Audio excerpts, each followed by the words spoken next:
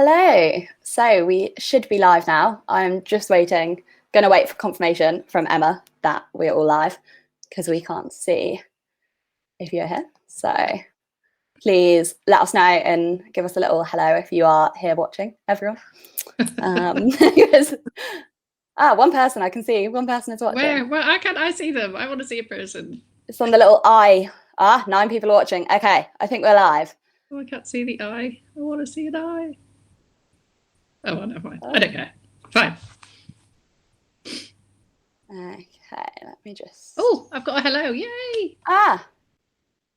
I think I'm going to be a bit behind, which might be about my Wi-Fi. Oh my goodness! Great. Hello.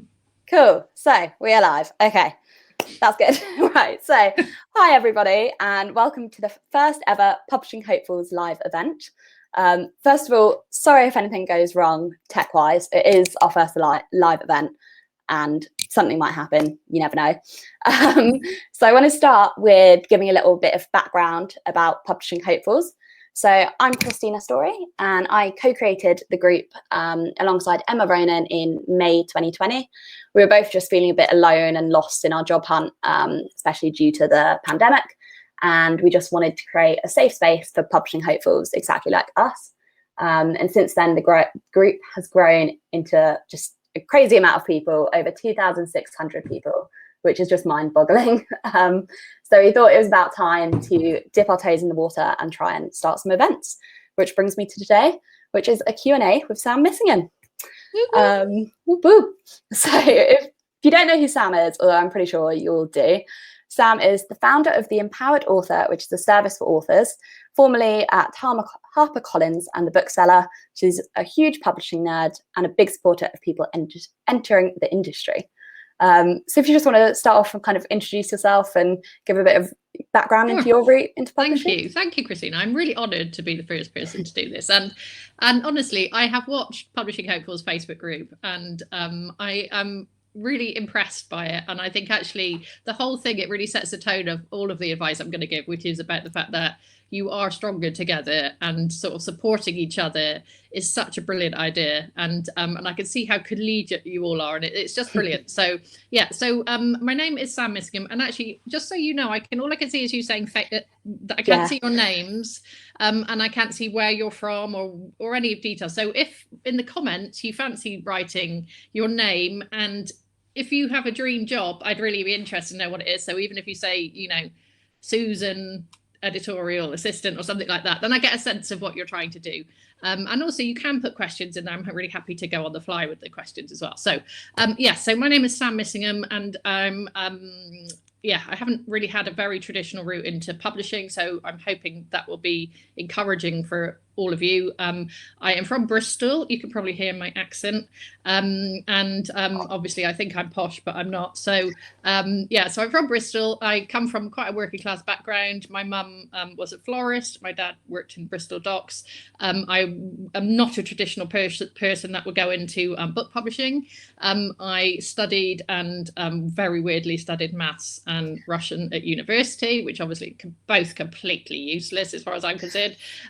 So I came out of university in a recession. It was something like 1992, all those years ago, and there were basically no jobs then. So I hope I was faced with some of the sort of, you can empathise, or I can empathise with your situations, which is obviously to be looking for a job during a pandemic, which is not ideal. So I came out in a recession. At the time, I sort of used to just look through Guardian jobs in the back of the Guardian newspaper and get incredibly depressed, thinking they were jobs for other people who were a lot more confident and sort of, you know, knew what those jobs actually meant and what the jobs involved and blah, blah, blah. So I applied for an awful lot of jobs. I waitressed in Pizza Express in Islington. I cleaned people's houses. I have worked in shops. I have worked in travel agents. I've done all kinds of jobs for quite a few years before I sort of basically got my first job, which happened to be in a magazine publisher. So based on the fact that I really had no idea what I wanted to do, and obviously if you're a woman and you study maths, most people think that you should be a teacher or an accountant, and I didn't particularly want to be, didn't think I'd be any good at either of those. So I just happened upon becoming a sort of admin assistant in a magazine.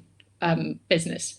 So that was quite good because it was quite a small business. So it meant that I learned quite a lot very quickly, which I was talking to Christina about that before we came on live, is I know everyone would like to have or most people would like a job in a big five publisher, but actually if you do get a job in a small publisher or even a small business that's associated with publishing, you will learn a huge amount. And don't forget, once you become, you get a job in a big five publisher, you will have one job which might be really quite narrow. Obviously that it's fine, because hopefully that'll be the job that you really want to do, but you won't get to oversee how a business works. So obviously if you're in a company that maybe has 10 to 20 or 10 to 30 people, you really will, or you should really get to understand the different departments, how they work together, and obviously it will give you a much fuller picture of how book publishing works. So don't be disheartened by going either way of, if you do get a job in a big publisher, great, but if you do get a job in a smaller place, that's also great, and you will learn a lot. So going that way is fantastic. So I then worked in magazines on and off, all different types of magazines for 15-ish years. And a man that I worked with was publisher of a magazine called New Media Age, which was all about the sort of digital transformation when the internet was actually a new thing. So I was always very interested in the sort of digital bit of any business. And then he then went and bought the bookseller. So he asked me to go work there freelance, which I did. I had a small child at the time, so I also commuted from the West Country to London, and worked a couple of days a week there and a couple of days at home. And I worked on subscription and circulation marketing. So obviously I'm hoping you all subscribe to the bookseller's email. That'll be my first bit of advice, because there are jobs on there, but also it will give you a really good insight of the latest news in the industry.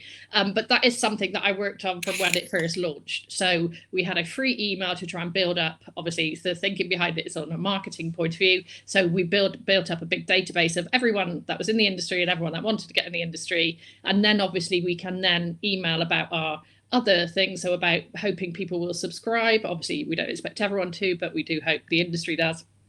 And also selling our events and our industry awards, and anything else that we're sort of pushing on the sort of commercial side to keep the bookseller going. So I worked there for 5 years, and to be completely honest, knew nothing about book publishing whatsoever when I started working there. I'd been working on magazines about knitting and trucking and cars and all kinds of things beforehand. So never had any exposure to the book industry, apart from obviously to go into a bookshop. And really up until that point, and I still maintain this, even though I'm not sure people totally believe me, I still really had no idea there was a whole industry behind bookshops. I think I sort of half thought that people were making them out the back of a bookshop and then sort of bringing them into the shop and selling them. I didn't realize there was a massive publishing industry that was fueling it. So it was all completely new to me. I wasn't entirely sure what a publisher did versus a bookseller, blah, blah, blah. So I learned quickly, because obviously I had to, so that I could be of any value whatsoever to the bookseller.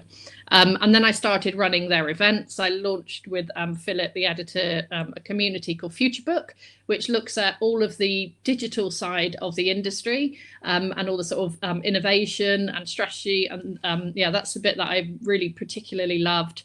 And I ran the Future Book conference. So I did a lot of the programming, which basically meant that I had to know everybody in the industry, and I had to somehow persuade them to speak in front of 600 people at a conference. So I had to use all of my endless charm or bribing or begging skills to get them to speak. But obviously, as a consequence, I met an awful lot of people across the industry.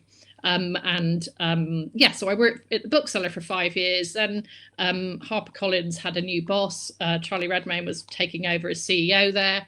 And I had sort of come to the natural end of working at the bookseller. There's not really an awful lot else for me to learn. So I basically encouraged very firmly Charlie Redmayne to give me a job by insisting, well, he was speaking at a Future Book conference, and he took me out to lunch to talk about that. And I said, please give me a job as well. And he thought I was joking. And I said, no, I'm not joking. I really want to work for you. Even though I didn't know anything still about publishing jobs or what they did.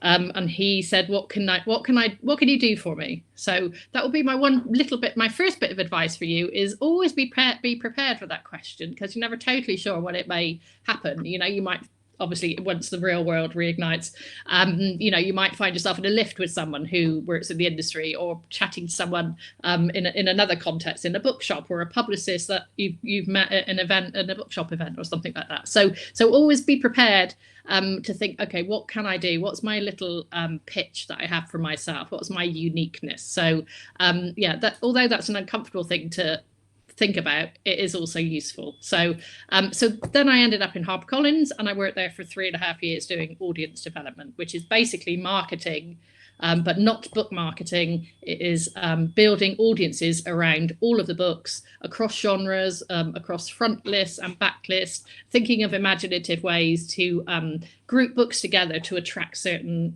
types of readers. Which obviously, when you work in a big publisher like HarperCollins, you have 200 years of publishing to delve into, and you can come up with any ideas across all of these different genres, across all of these amazing authors. And basically, it's, you know, one of the best sort of remits of a job I've ever had. It was fantastic. So yeah, so if you're aiming to get into marketing, you know, it is a really brilliant thing to get into, and so creative. You know, we're so lucky to have books to have creative ideas around in terms of our marketing campaigns. So yeah, so that's where I'm at. And then I was made redundant, which was sort of due to a few different things. One being that I had a sort of quite a really bad sort of mental health breakdown, which I'm also happy to answer questions about. So because I know we're all kind of struggling with different things right now, and obviously it can happen to anyone. So I was made redundant, not because of that, but sort of as a consequence of not being very good at my job, and because I wasn't very well. And then I launched Lounge Books, which is my website for book lovers, and I launched The Empowered Author, which is my business for authors. So this is where I'm at right now. And yeah, I mean, you know, getting into the industry, you know, I really empathize with how hard it is right now.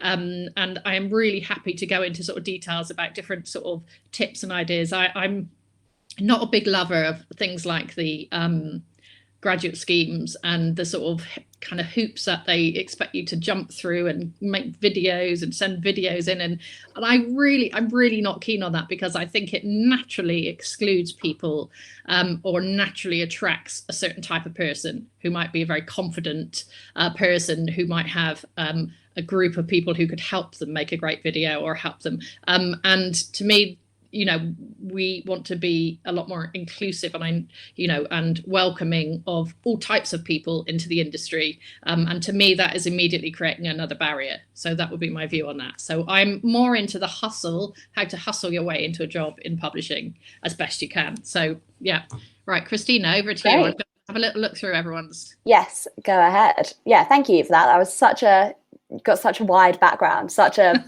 broad range of things that you did. I love it. Thank you. Cool. So I've put together a list of questions that I got from all of you that you commented on my original post. So we can go through those for a bit, and then if you, as Sam said, if you do have any questions, pop them in the chat, or do message Emma Ronan, because she's going to let me know if any other questions come up. Cool. So the first question that I've got down is, what is the best approach to finding work experience in the current climate? Which is a hard one. Yeah. So I'm assuming work experience is never actually advertised then. Is that the basis of the? No, not really. I think there was a few online work experience, but not many at all. Yeah. At the moment, unfortunately. So work experience would be potentially while you're at university as well, and in holidays and things, would it? Yeah, I think so. I think there. Yeah, I think, yeah. Yeah. So my thought is, and I suppose this would be true of kind of any work actually in reality, is obviously one of the things that has happened that's so brilliant in terms of sort of how the internet has enabled us to do is obviously how social media means that you can keep a track on really all elements of the industry. So you know, especially Twitter, the book community is incredibly active. So I know, and I'm going to say this with caveats, because I obviously particularly love Twitter, and I'm an absolute blabbermouth on there, but and it's not for everybody, and I totally understand that. So one of the roles I had at HarperCollins was actually to sort of train authors, especially debut authors. I helped Gail Honeyman, who did Eleanor Oliphant, to go onto Twitter. She's since stopped doing it because I think she's just too successful for it, and a lot of stress trying to keep up with all those fans. So that's one thing, and also authors, obviously, it's not for everyone either. So I certainly don't encourage people to do things that are naturally against their sort of desires. And very often I say to authors, to use Twitter as an observer, to keep track of what's going on. If you don't want to partake, so be it. And I would say the same to you guys.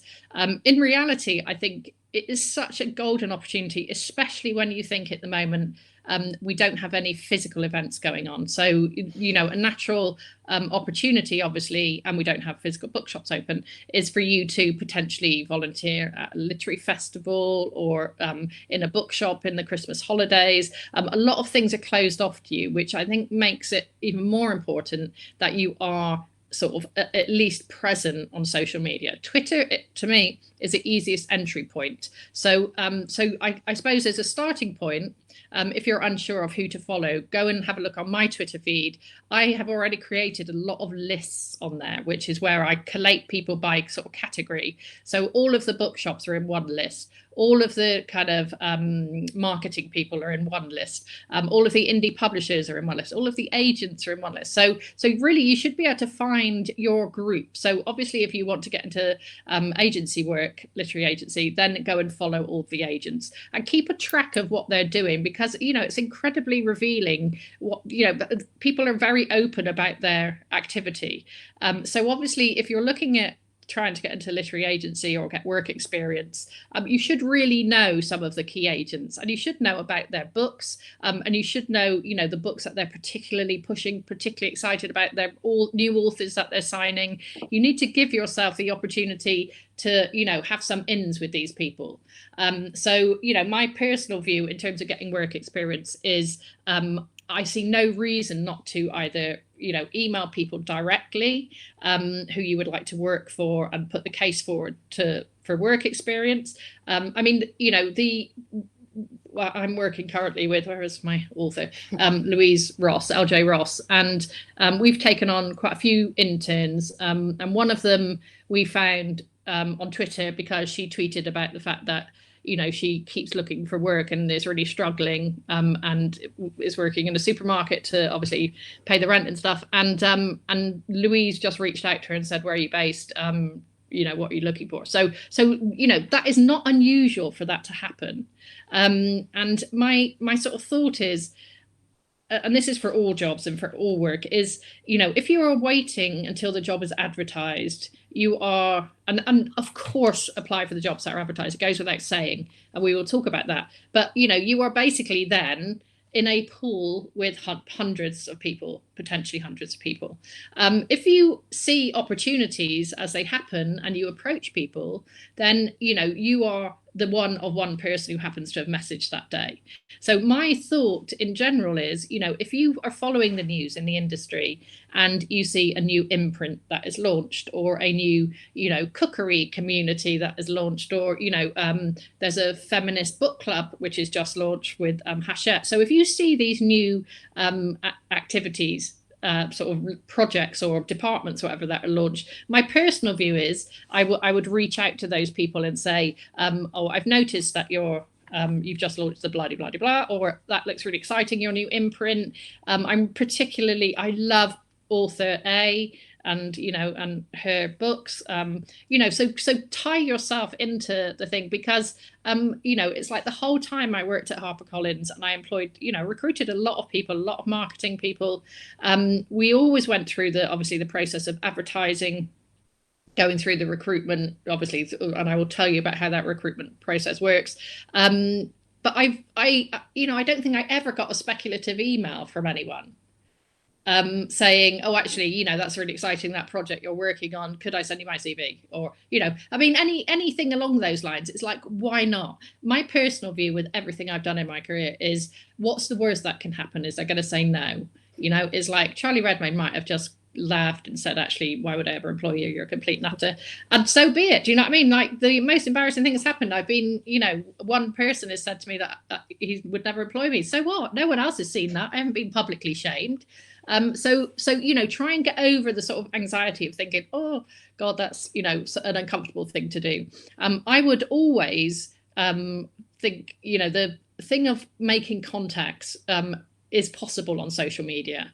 So, the thing of interacting with certain people, if there is an imprint that you particularly love, if there's a publisher, if you think, oh my God, I would literally die to work at Faber Publishing, I love all of their poetry, then you need to express that to them. That would be my advice, is like find a way so they know that that's actually your area of expertise. Every publisher obviously wants people who are passionate about them and their books. They don't just want a sort of cookie cut person who just says, oh, I just love books and I've got a degree in English. Those are great, of course, but how are you differentiating yourself from somebody else? So if I just carry on with that sort of train of thought about sort of Faber and poetry, that sort of thing, I know a lot of people asked about the whole sort of pressure of creating something in your spare time. So either having a sort of Instagram feed on the go, or a blog, or and obviously I would definitely recommend you do as much of that as you can in realistic terms with the rest of your life, and however you are actually earning money. But they're definitely, it definitely will help you. So, if, for example, you are particularly into poetry or Faber poetry in particular, then I would recommend create a Pinterest board, which, talks about the different. I love Pinterest.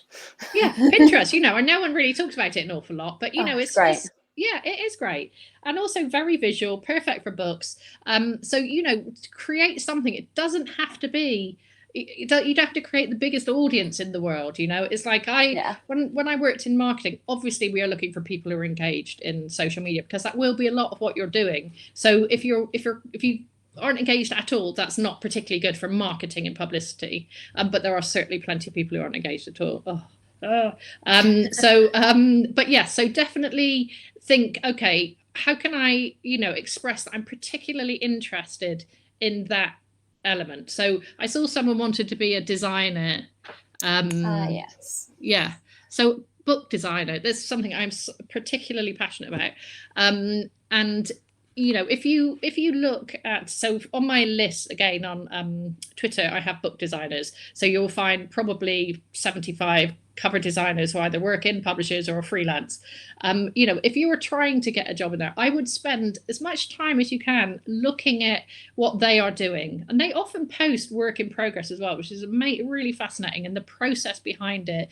Go and watch interviews of like Chip Kidd, who's the most famous New York book designer.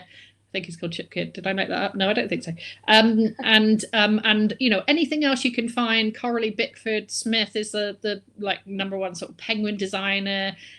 There's lots of stuff on Creative Review about cover design. So go and do your homework, and then think, okay, how can I, if PanMac have got a cover design assistant, or whatever they're called in the starter job, you should know a lot about the people, or some of the people that work there, some of the books that they are particularly proud of in terms of their cover design. They may have won some awards. There's a ABCD cover design award that you should know about. So really do your homework about that and think, could I create something, even just a little blog, or again, Pinterest would be a good idea for this, or obviously indeed Instagram, which is your favorite covers in particular genres.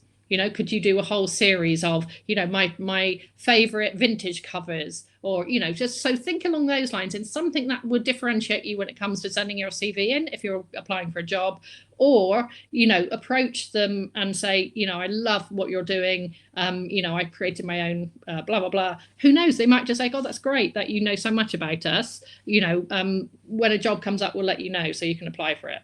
Why not? Fortune favors the brave. So absolutely do that if I were you. Does that help? That was a bit random.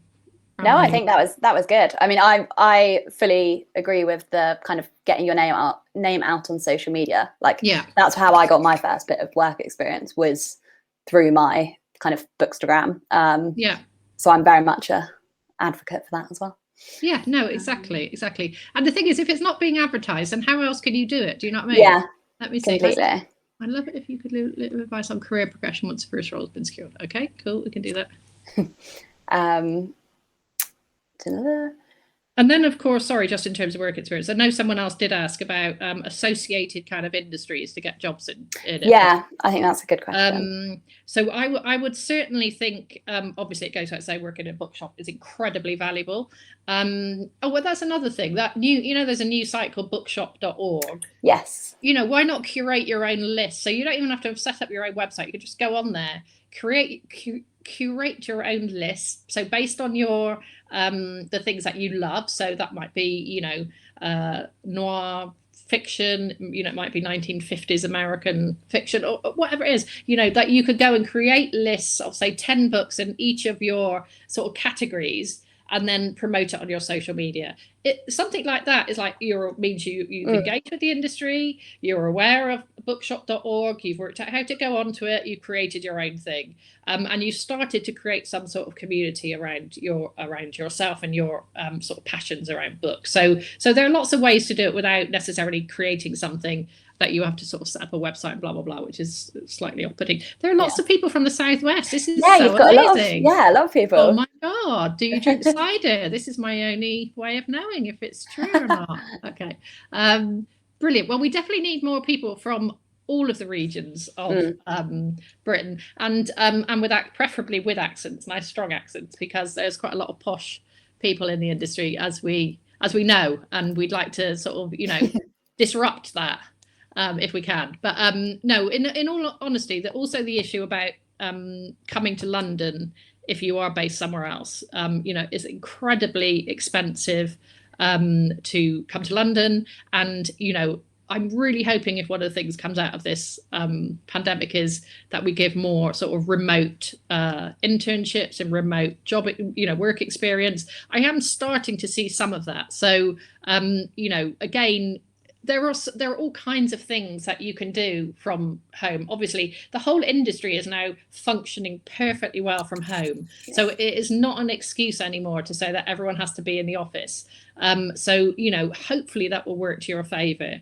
And, if you are at home, and I am now sort of jumping around different topics, but, use the time to do courses that you can do or set something up on your own. I mean, one of the things that I, sort of doing with my daughter, who's probably just a little bit younger than you, is we set up a Depop.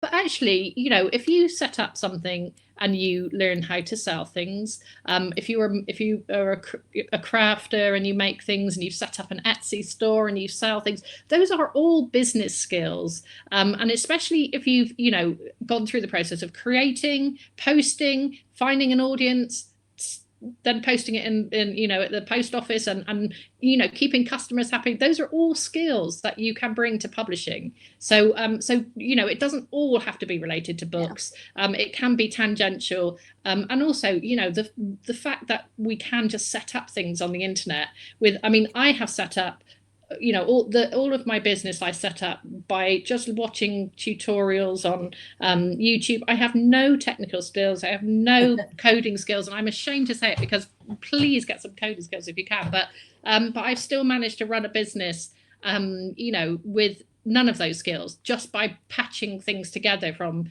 different bits of software and that sort of thing. So okay, next question. Cool. So I'll go more along the kind of cover letter CV lines.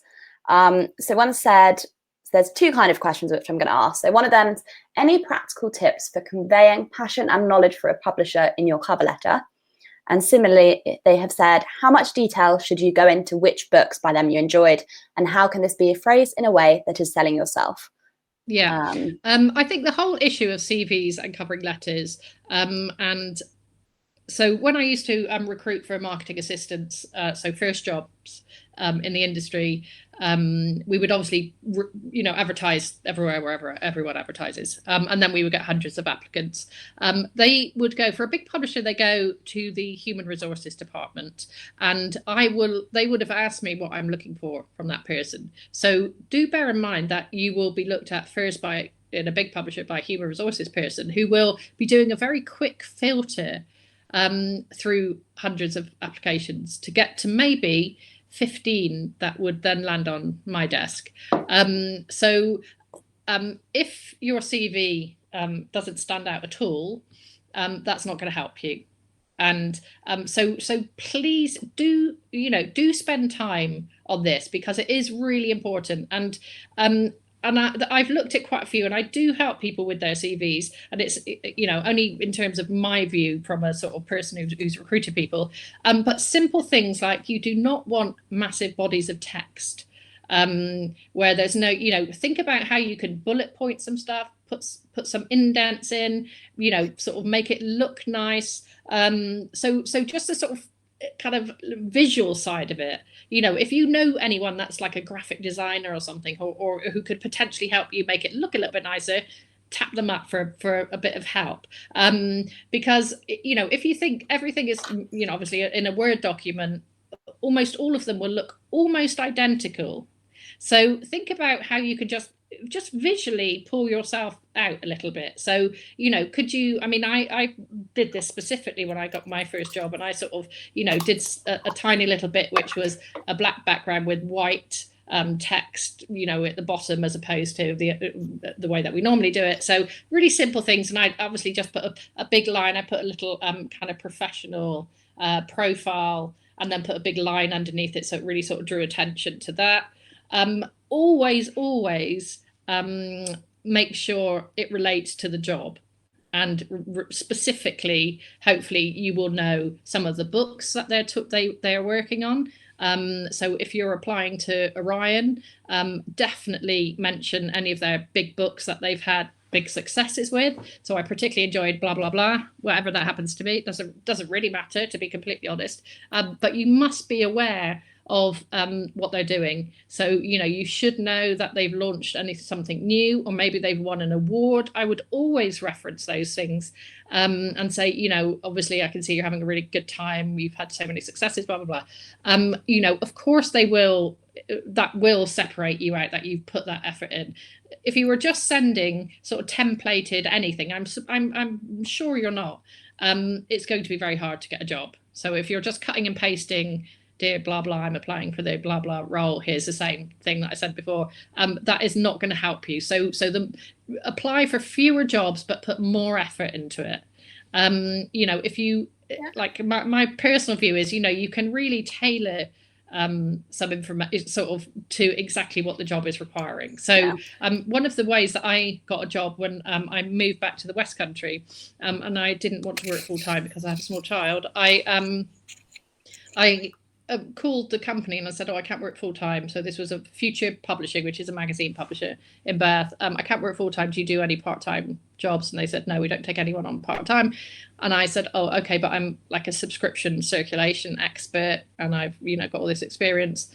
So I found the man who ran the subscription department, found his name, knew where the office was, and I went through the company profile, so all the objectives of Future Publishing, what their company objectives were, and I headlined on a thing, and I wrote a little piece under each objective about why I thought I would meet that objective with my experience, and how amazing I thought I was at the time. And so I added that. So I literally put my covering letter, wrote about all the magazines that I wanted to work on and why I thought Future Publishing brilliant. My sort of CV, which was a little bit, obviously it was all about magazines, so it was all tailored to them anyway. And then I wrote this, my company sort of, kind of sort of company objectives, and the sort of breakdown of what I could do. So I spent ages on it. And then basically the guy called me, and I got a job working 20 hours a week, freelance. So the effort you put in there, if I had just assumed that when I got through to the HR department, they said, no, that was it, I never would have worked there. So, definitely think about routes around places. And, another thing that I've done quite a bit of, and I know other people do in the industry, is I do meet up with people, and obviously not now, but in the real world, and go for coffees, and have a look at people's CVs, but also just in terms of helping or a bit of advice or giving people pointers. So, there is nothing wrong. If there's someone who wanted to get into production, I saw on here, there are definitely people who work in production on Twitter, and I would follow them and, sort of interact with them. And then there is nothing wrong with sending them a tweet and saying, or a direct message if they follow you, and saying, I really want to get into production. Would you be able to spare like 20 minutes just answering a few questions? I would be very surprised if people say no to you. Yeah. Because people do want to help you. Everyone recognizes how hard it is. So ask for favors if you can. Ask for advice. People want you to do well. So and that's also something, like, please don't feel too discouraged, because the people who are looking at your CVs, they want to give everyone a job. They want you to do well. They want you to succeed. This is, it's a positive kind of collegiate industry, and we know how hard it is to get in the first job. I wanted to say, you were saying about doing small and few applications, and I mean, once again, I'm an advocate for that. I originally was going for kind of the big five and going for loads of different jobs, and that was a couple of months before initial pandemic, when the job market went quiet. And then once it opened back up, I started going for independent publishers and actually went for jobs that I read the description. Like my job now that I do, I read the description. I was like, this is me. This is everything. Everything there I could pinpoint, as you said.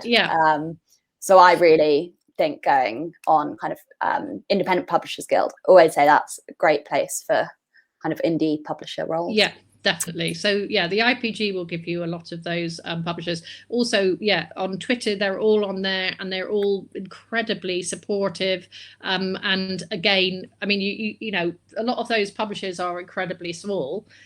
So there would be nothing wrong with saying, like, I've seen that you're working on this. I would love to. Could I do some research in that area for you, or could I help you? If you solve problems for them, then I mean, that's like, oh, fantastic. So think about what problems they might have, that they might not have time for. Some of it might be quite admin-y, that they're thinking, okay, there are only like 4 people in that publisher.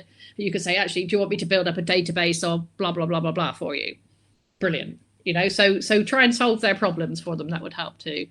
Okay. There was one that I quite liked, which I suppose wasn't specifically getting into the industry, but it was, what does a typical day look like in a marketing and publicity department? Okay. And I just thought that was quite a nice question, because there's lots of information often about getting into the industry, but sometimes, I know we're publishing hopefuls, so we all stick to that mostly, but it's interesting when you're in the industry, the stuff that you just didn't have a clue of about. No, well, you might be better placed to answer this than me, but certainly I would tell you from a big publisher's point of view, that in general, in big publishers, marketing and publicity are kept separate, kind of physically kept separate, but very close to each other. So when they are thinking of planning their campaigns, they will have meetings where both are involved. So obviously they would be talking about marketing strategy, and then how the publicity strategy, how they work together.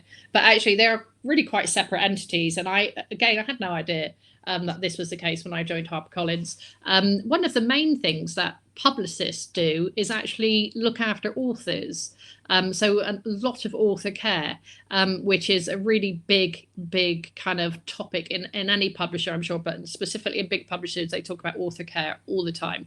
And what they mean by that is, obviously, if you have an author who has got a big book out and they are going around the country, going to literary festivals, doing talks, you will accompany them basically as a publicist. And obviously, if you're new, you will probably have be given some more admin-y jobs before they then give you one of their authors to look after. But you will certainly be involved in that, and certainly supporting events. If there is a big event, then you will probably be asked to go along and either be potentially lugging books around, or filling up goodie bags, or taking tote bags somewhere, or sorting something out the author wants, or going out and grabbing something for them. And so you will be doing a lot of those sort of things when you're out and about, and obviously when everyone is out and about. So certainly publicity, once you are at a stage that you can deal with authors, there will be a lot of that. So there will definitely be a lot. But of course, also, you will have organised those bookshop events as well. That's one element of a publicist's job. Also, you will be engaging with bloggers and reviewers. So there will be a big plan for books coming out. They will say, okay, we want these reviewers in these broadsheets, or these bloggers, to get their early copies so that they can write reviews early and start giving us some feedback. You will probably be stuffing the books in envelopes, chances are, and sticking labels on. So there is a lot of those sort of jobs which everyone has to do, and that's all great as far as I'm concerned. So what else happens in publicity? Yes, and once you are a sort of publicist, kind of as in a more senior role, obviously you will be building established relationships with journalists to hopefully, so that they can cover topics and write about your book or your author. So if you think about a lot of coverage that comes from books is, in general, it is not very newsworthy that a new book has come out, because obviously there are a lot of books. So what publicists are doing is trying to find hooks around their authors. So their authors may have issues from the book that they are willing to talk about, which will tie back to their book. So they will talk about something, be that, if they're talking about, I don't know, mental health issues, or, I'm trying to think of a sort of, I don't know, all kinds of topics, or their hobbies or their interests, or then that they can put more of a hook around, then that's how they will get coverage in newspapers. And bloggers, obviously, that would be an important part. Again, that's why you need to be engaged on social media. So you will be doing admin. You will be working with authors a little bit as you get more established, and you will basically be supporting publicists to do the job that I've just explained. So it might be a case of you contacting some people, it might be building up a database of contacts, it might be getting a list of bloggers ready for a big book that's coming out. It could be all kinds of things. There'll be a lot of admin involved in that. And how a marketing team will work is, so again, in a big publisher, you will have a team of marketing people, and they will obviously be working on pretty much exclusively new books that are coming out. So they will know books obviously quite far in advance, and they will be planning their marketing campaign for, so let's say for the latest crime fiction that might be coming out in 6 months, they will be thinking of all the ways that they can promote that book. And so the difference, kind of in general terms, marketing is really where you spend some money on things like advertising, and putting Amazon ads or Facebook ads, paying for potentially tube posters, or very rarely, but bigger posters in the real world.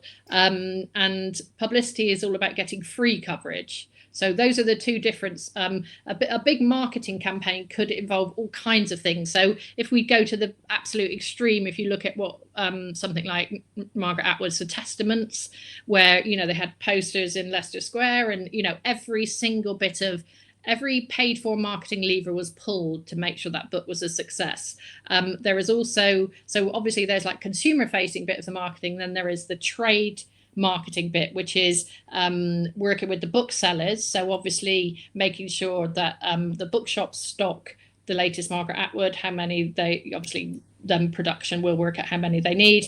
So there will be marketing through the bookshops, and obviously an element of libraries as well. So I haven't explained that very well, especially seeing as that's what I actually do. But hopefully you get the idea. But the smaller publishers like yours, Christina, you are doing marketing and publicity together, aren't you? So yeah, so I do marketing, publicity, sales, kind of all of it. And yeah, my marketing and publicity is very intertwined, because we don't have a big budget, because we're a very small company. So as you were saying, I kind of mainly focus on getting bloggers and influencers, and try with newspapers and magazines. And yeah, do all of that side to it, as well as just building up the social media kind of presence of the publisher. Yeah, exactly.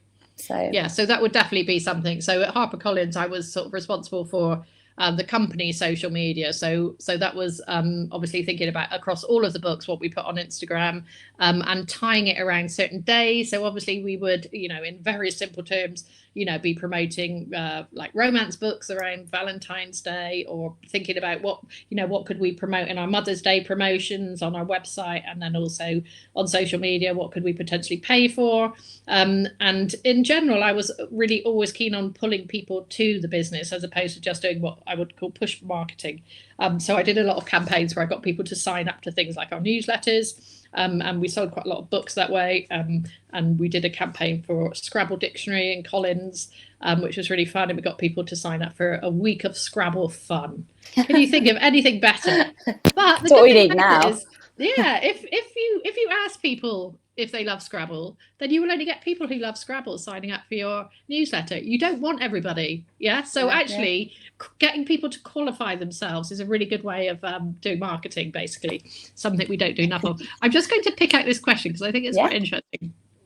Emma Ronan, I think a good question to ask is how to spot, identify, avoid applying to schmagents, I love that, or otherwise questionable, shady industry companies. Yes, and actually there are quite a lot, sadly, of quite questionable companies, and I do hear about sort of more and more. Sadly, I think a lot of, because there are an awful lot of authors wanting to be published and not really knowing how the industry works or not knowing whether to get an agent or blah, blah, blah, a lot of people in that space that seem to be exploiting, or always have done, exploit authors in particular. So there are quite a lot of ways. I mean, the Society of Authors, I think, keeps a list of companies that are sort of like to avoid.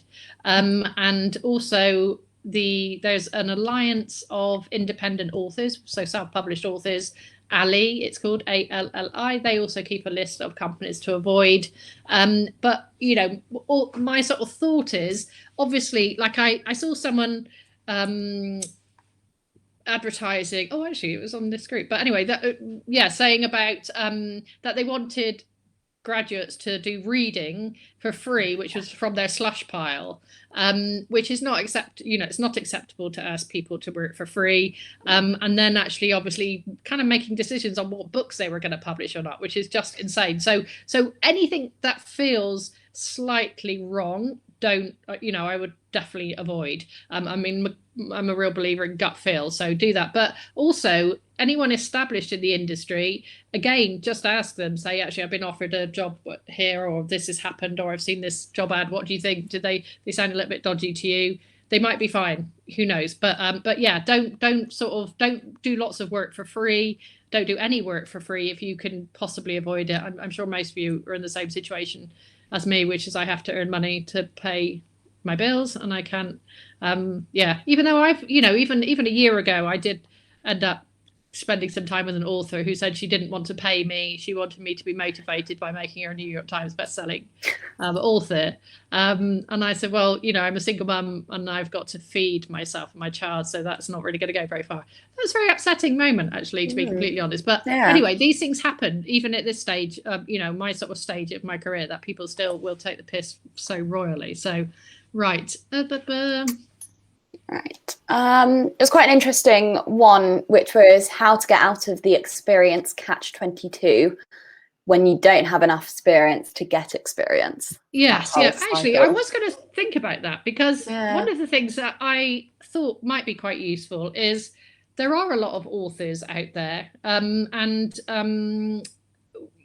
one of the things that they are all trying to work out, especially authors who are considering self-publishing. So there are an awful lot of authors who want to self-publish. So if you can learn some of the skills that they need, so be that, like putting their books onto KDP, I'm just trying to think. So obviously editorial, or typesetting their books. So if you have skills that actually, so don't forget, a lot of authors come into writing books from different industries, so they have no knowledge of publishing, or why would how would they, and why would they know how KDP works? So if you have some actual skills that you can promote to them and say, actually this will be good, like, experience for me, and ask them to sort of pay you. Obviously you would expect to be paid, but I'm learning as well. So there are an awful lot of authors, so getting experience with authors would be a great way of learning about the industry, because that is fundamentally what you will be doing. So,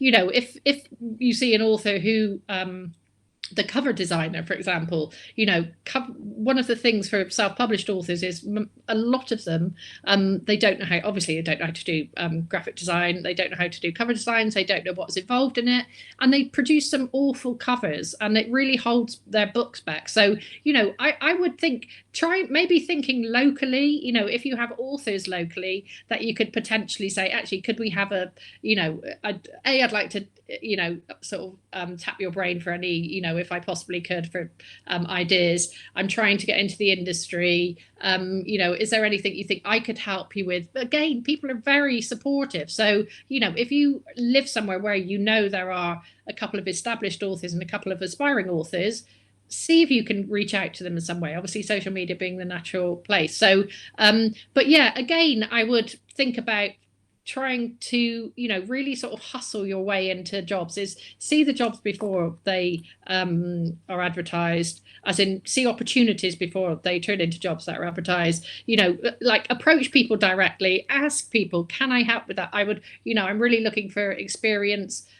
Is this something I can do? I mean, one of the things that a lot of students do is they either work at London Book Fair. I know these, I'm talking about when life's normal. They help the bookseller with conferences. We always had students and graduates helping there. You know, anything along those lines that you think, okay, well, that's like now I've got 2 or 3 things on my CV, which shows that I'm, you know, I'm willing and I've done stuff. But it is hard. I'm sorry, I'm making it sound like it's just easy peasy. It is really hard.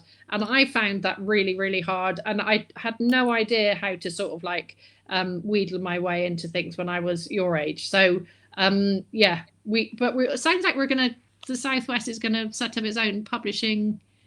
Yeah, it sounds like stuff is happening in the Southwest.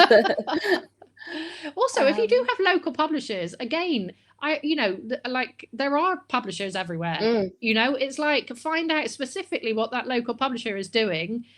Or again, you could go into, you know, local newspapers or local magazines and say, actually, these are my skills. Is there any experience you could give me? You know, I would happily build you like create Excel spreadsheets of lists for you. I would do, you know, all of those things are needed. But put the idea of the solution in their minds. You know what I mean? Come up with a few things that you could do for them, as opposed to sort of just letting them think of it.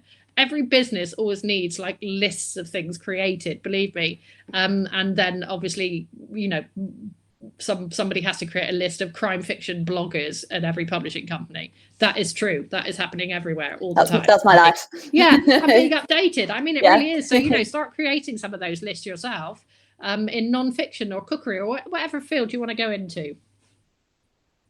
Cool. So I think we've kind of covered most of the generic questions that I got down in the topics. I suppose if anyone has any last minute questions, put them in the chat. But there were other just... I was going to say definitely join the SYP, by the way. Oh yeah, we were chatting about that. And actually it looks like someone from the SYP Southwest. Yeah, Emma, who's the co-creator. She's, I think, digital content officer, I think is her title. So there is no reason why, especially when the real world continues, why you shouldn't be going to SYP Southwest events and meeting in a good pub in Bristol or somewhere else, and you know, and really, really supporting each other. And I'm absolutely sure there are publishers, there are definitely authors in Bristol and the Southwest. So you know, see if you can like find a local, or you know, please do just ask. It's like if you ask on Twitter, actually I'm looking for, you know, a Southwest author or someone who lives in Cornwall. I mean, I know authors who live in Cornwall. I mean, everyone knows a few that might just be able to say, oh, actually you could help me create this. I'm working on this right now. Actually, if you could do that, that'd be fantastic. And really keep your eyes peeled on social media. You know, it's like if you see someone talking about something that they're really excited about, or someone said about podcasts, definitely that's another thing that you could definitely get involved in. Or, you know, it's like actually I saw somewhere about there being a podcast marketing free online course. Loads of free online courses at Future Learn and places like that. If you can get one which is about podcast marketing or audio marketing or all the things that are really booming at the moment, and you put that on your CV, it's like, I have done this in my spare time. That's how badass I am. I have spent my spare time doing a Future Learn course so I can learn everything about podcast marketing, or obviously there's books on it too. I've got some up there myself. So do all of that. Show that you are, you know, really, I can't find much. Yes, okay. I was going to talk about that, the disability friendly sort of aspect of our industry. And I would say that, you know, the aim of our industry is to be incredibly accessible and inclusive, and there are, you know, when you look at the numbers in terms of how inclusive our industry actually is, I don't think it really particularly reflects that very well. So obviously, in some ways, come to your own conclusions about, you know, why that may be happening. I would like to put thoughts into your mind, but my personal view is, you know, please don't let that stop you from trying. You know, as I said at the beginning, you know, one of the things I do with the Empowered Author is I run a program for authors with disabilities.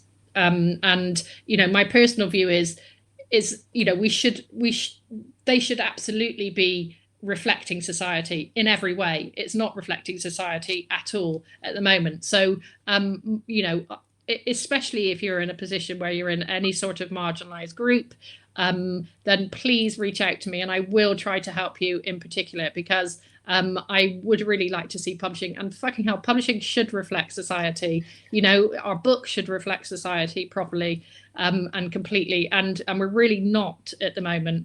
And, you know, even just being working class and coming from Bristol and, you know, not coming from that sort of traditional background at all, even I have felt like, actually, I don't really kind of fit into this. And, you know, and I've got all kinds of privilege that work to my favor. So so please reach out to me in particular if I can help you. I do, you know, will connect you with anyone that can be useful, and I will support you and I will help you with your CV if you send me a direct message or a message on Twitter. So please, you know that there are people who will help you and support you, and I'm not going to pretend that that is a particularly easy thing to do, because it clearly isn't, because our society, our industry is not reflecting well at the moment. So yeah, reach out to me. Well, I feel like that's a good end to it. I feel like there could be questions coming in all night, because everyone's very inquisitive, as always, as you should be. I'm so excited. Keep persevering though, guys, because it is a brilliant industry. It really is. It's a brilliant industry, and you know, like, or even though I've just sort of criticized it a little bit, the people individually in the industry are brilliant. They are really, really good people. It's such a positive thing what we do. You know what I mean? It's like when you think about the pandemic, people have turned to books. Yeah. You know, we have fulfilled all kinds of needs for people, for escapism. We've educated, we've helped kids with homeschooling. You know, we've entertained people. We've got, I mean, you know, it's like big book of crosswords, you know. It's like books too. I'm just going to flick my diet book that obviously you'll be surprised to hear this one's not been opened. But yeah, and fiction. So, you know, keep at it and express your passion. That's what you do really well, you know. And that's what's so good about books, is like we've all gone into it because we love books. Express that passion, you will, you know, get that job that fulfills that for you. And yeah, keep trying. Please, I know it's so dispiriting, and I get so many messages about, you know, I've tried this, and I follow it all the time on your Facebook group about people just being incredibly discouraged. It is a really hard time. There's a bloody pandemic on. I do not want to get out of bed. I don't want to pull the covers back in the morning. And, you know, if you feel like that some days, just go with that. Do you know what I mean? You cannot be applying for jobs and being super motivated all the time and blah, blah, blah. It's a very dispiriting time in general. I mean, I live with my daughter who's 20, and I can see that she's having ups and downs, just sort of negotiating what the hell is my life all about and why am I doing it? You know what I mean? Yeah. Of course you're experiencing that. So it is a hard time. Keep at it.